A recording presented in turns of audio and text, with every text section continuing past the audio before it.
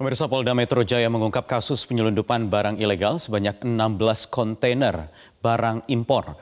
Penggagalan penyelundupan dilakukan di Pelabuhan Marunda, Jakarta Utara. Informasi selengkapnya akan disampaikan oleh Edra Pramaskara langsung dari Polda Metro Jaya. Edra, apa saja barang selundupan yang berhasil digagalkan ini?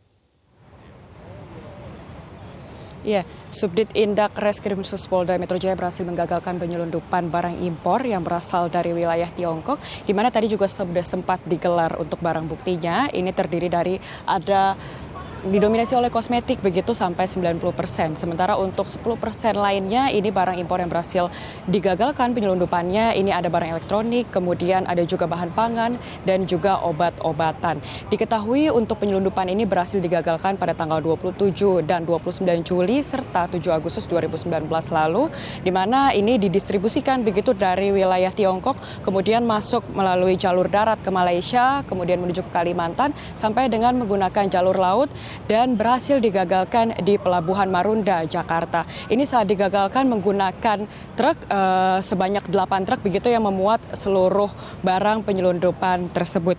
Dan selain itu juga untuk saat ini 4 orang tersangka sudah berhasil diamankan beserta seluruh barang bukti untuk kemudian dilakukan penyelidikan lebih lanjut. Apakah untuk ini mengetahui apakah memang ada jaringan ataupun pihak lain yang terlibat dalam penyelundupan kali ini. Karena memang mengingat bahwa barang hasil selundupan ini belum memiliki izin edar ataupun juga belum membayar pajak serta belum mengantungi izin kesehatan.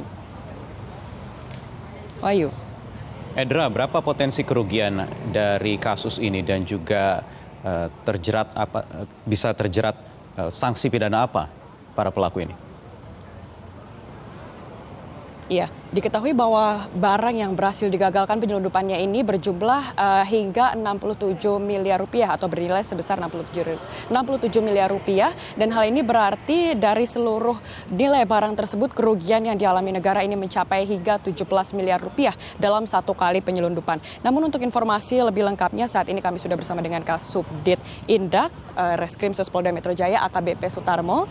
Ya, Bapak bisa disampaikan ini kerugian apa atau dampak apa yang dapat diakibatkan dari adanya barang impor yang masuk ini? Ya, terima kasih. Perlu saya jelaskan, menambahkan bahwa dari hasil pengungkapan dan penindakan hukum yang dilakukan Subdit ini ada dua hal. Yang pertama, diketahui bahwa barang ini masuk ke Indonesia secara ilegal. Yang proses masuknya tadi sudah dijelaskan. Kemudian diedarkan, dipasarkan, diperdagangkan juga secara ilegal. Dampaknya karena masuk secara ilegal adalah merugikan negara. Dari hasil pengungkapan kita yang saat ini, itu dari nilai barang sekali pengungkapan ini sekitar 67 miliar. Kalau dalam 1 tahun sekitar 3 triliun lebih. Kemudian dari pengungkapan ini kerugian dari 67 miliar, kerugian negara sekitar 17 miliar. Dari pengakuan keterangan para tersangka, minimal dia memasukkan barang secara ilegal ke Indonesia, barang-barang kosmetik produk Cina ini kurang lebih minimal 4 kali. Kalau tadi dalam satu pengungkapan itu 17 miliar, kalau dalam 1 bulan 4 kali kurang lebih sekitar 68 miliar. Dikalikan dalam 1 tahun itu mencapai 818 miliar lebih. Sedangkan keterangan dari para tersangka, sebagian mengaku, 3 orang tersangka itu mengaku melakukan kegiatan ini sudah 8 tahun. Kemudian yang WNA, karena ada WNA Cina selaku pemilik barang di sana, kemudian bisa kita amankan, bisa tangkap dan kita lakukan penindakan hukum di sini, itu sudah 5 tahun. Itu. Kemudian ini juga kan ditangkap oleh pihak kepolisian begitu. Ya. Nah ini bagaimana sebenarnya sinergi antara pihak kepolisian kemudian juga bea cukai begitu untuk melakukan penangkapan barang impor seperti ini, Ya. Pak? Kita tambahkan tadi baru kerugian negara ya, tapi kerugian bagi masyarakat konsumen ini ada bahayanya karena barang-barang ini belum melalui uji coba laboratorium dari BP POM, sehingga belum diketahui komposisinya dan kemudian belum ada tata cara pakainya.